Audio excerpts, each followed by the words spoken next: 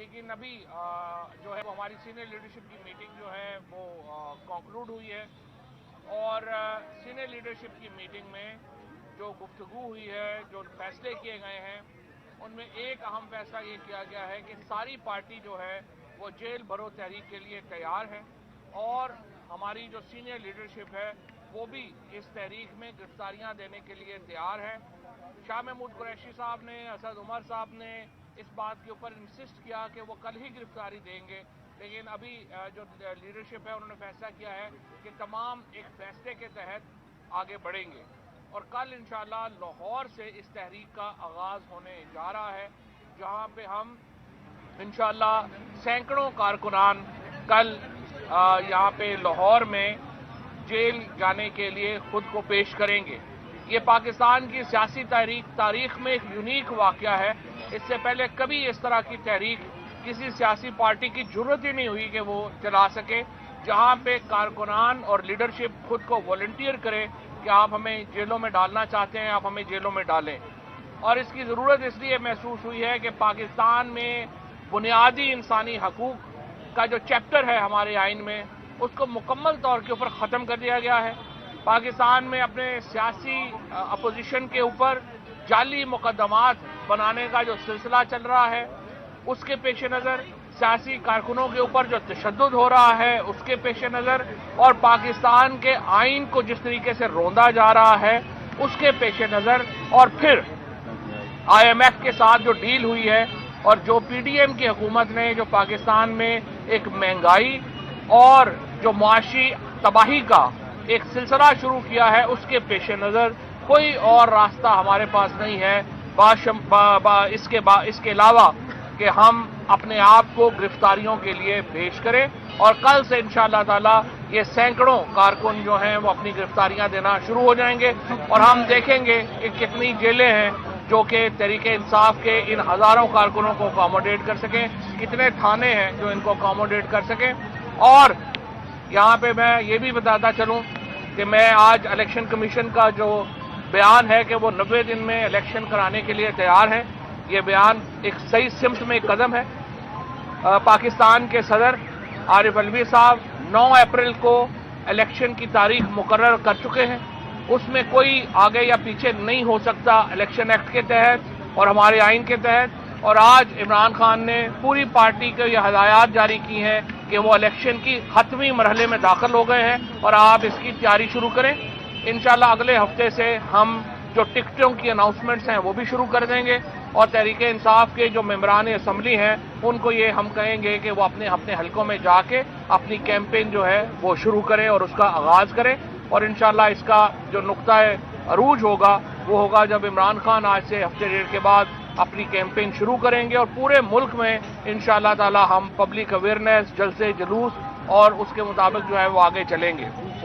कल जो लाहौर ने किया है, जिस तरह का इस्तकबाल इमरान खान का किया है, उसने यहाँ पे नींदें उड़ा दी हैं और ये जो इस वक्त एक मोहसिन नकवी की एक लूली लंगड़ी हुकूमत है पंजाब में, उसको आज धचका उस वक्त भी पहुंचा है जब लाहौर हाई कोर्ट ने यह फैसला दिया है कि वो सिर्फ रोजमर्रा के काम कर सकते हैं, कोई पॉलिसी काम नहीं कर सकते। ये बहुत अहम फैसला है, हम इसको खुशामदीद कहते हैं, क्योंकि देखिए करारदाद मकासद में ये लिखा हुआ है आर्टिकल 2A में कि पाकिस्तान के जो इख्तियार का मंबा है वो पाकिस्तान के अवाम होंगे, जो अथॉरिटी है सॉवरेनिटी बिलोंग्स टू ऑलमाइटी अल्लाह और उसको जो इस्तेमाल करना है वो पाकिस्तान के चोजन रिप्रेजेंटेटिव्स ने करना है, इसके अलावा कोई उसको इस्तेमाल नहीं कर सकता। लिहाजा ये फैसला जो है वो इन लाइन है सुप्रीम कोर्ट के फैसलों के और इसके मुताबिक। उसके बाद हम ये देख रहे हैं कि जाली मुकदमों में आपसे कुछ देर पहले आ रही है कि जी इन्होंने तोशाखाना केस में जो है वो शाह महमूद कुरैशी साहब को भी बुला लिया है, मुझे भी बुला लिया है, उसके बाद बेगम साहिबा को भी जो है वो नोटिस जारी कर दिया है। तो मैं इनसे ये कहूंगा कि आज ही तो चेयरमैन नैब ने आपके इस रवैये के ऊपर इस्तीफा दिया है, आज ही तो चेयरमैन नैब जो घर का भेदी बन के उसने लंका ढा दी है, उस पर कुछ शर्म करें। और ये एक रास्ता है जो चेयरमैन नैब ने आज चुना है और उन ऑफिसर्स के लिए भी एक पैगाम है जो एक पार्टिजन बन के काम कर रहे हैं कि आप पार्टिजन होकर काम करने के बजाय इस्तीफा दें और आगे चलें। पाकिस्तान की मईशत के जो हालात हैं जो वो हमारे सामने हैं। कल 61 मेंबर्स के साथ IMF کا جو کنڈیشن پہ پوری کی گئی وہ آئین کے خلاف ہے، وہ 15 دن سے پہلے پوری ہو نہیں سکتی تھی۔ معیشت کے اوپر بات کرنے کے لیے میں حماد اظہر صاحب سے درخواست کروں گا وہ بات پوری آگے مکمل کریں۔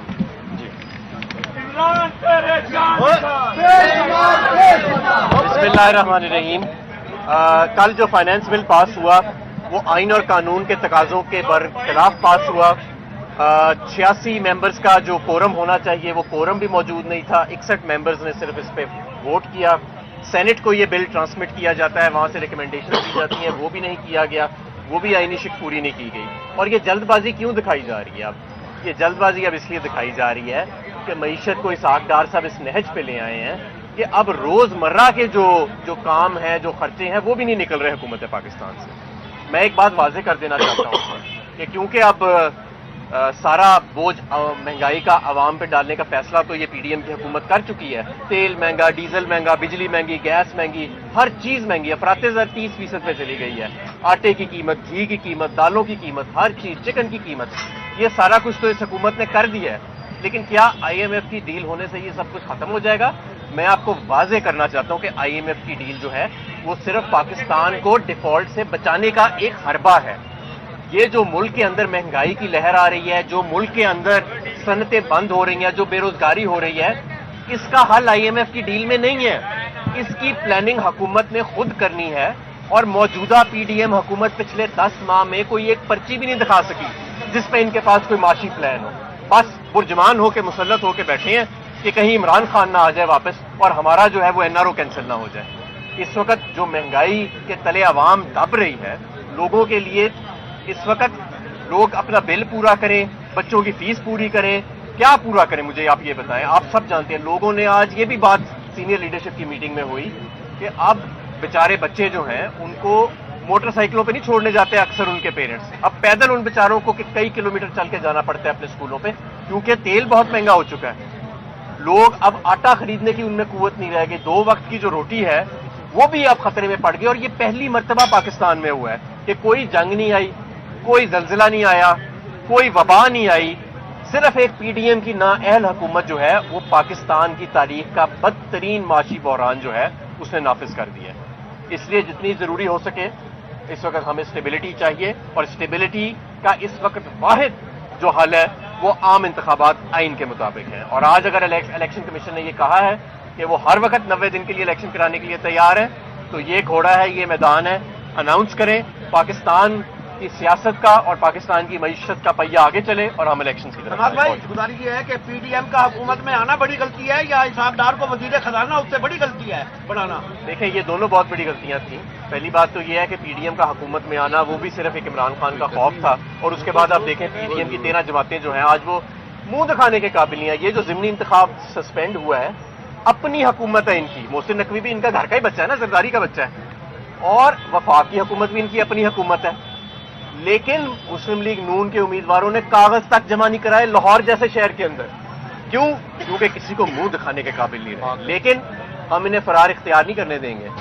اس ملک کی معیشت کا، فارن پالیسی کا اور اس ملک کے مستقبل کا فیصلہ عام عوام ہی کرے گی۔ یہ 13 جماعتوں کے جو سرکس اکٹھا کیا ہوا ہے، خود ہی غیر جمہوری طور پہ اس کو لولی لنگڑی سی اس کو بنا کے یہ نہیں کرے گا۔ 9 اپریل کو الیکشن ہونے جا رہے ہیں، 9 اپریل کو الیکشن ہونے جا رہے ہیں، کب سے آپ یہ تاریخ شروع کرنے جا رہے ہیں؟ کیا یہ فیصلہ ایسا تو نہیں کہ آپ کو نقصان ہو، آپ نے انتخابی کیمپین بھی چلانی ہے؟ یہ تو حصہ ہے نا، یہ الیکشن کیمپین کا حصہ ہے جیل برو تحریک۔ اور صرف میں ایک یہ کہہ لیتا ہوں کہ PDM جو ہے اس کو اپنا نیا نام فراری کر لینا چاہیے۔ جہاں الیکشن ہوتے ہیں وہاں سے وہ بھاگ جاتے ہیں۔ ابھی ضمنی الیکشن اگر آپ نے نہیں لڑنے تھے تو آپ نے ہمارے کاغذ کیوں ایکسیپٹ کیے تھے؟ اب پھر آپ فرار ہو گئے۔ وہ تو چلے آج ہائی کورٹ نے اسٹے کر دیا، ادروائز ہم لوگ بالکل تیار ہیں۔ انشاءاللہ تعالیٰ 9 تاریخ کو الیکشن ہوں گے، اور جس طرح حماد نے کہا گھوڑا بھی یہی ہے، میدان بھی۔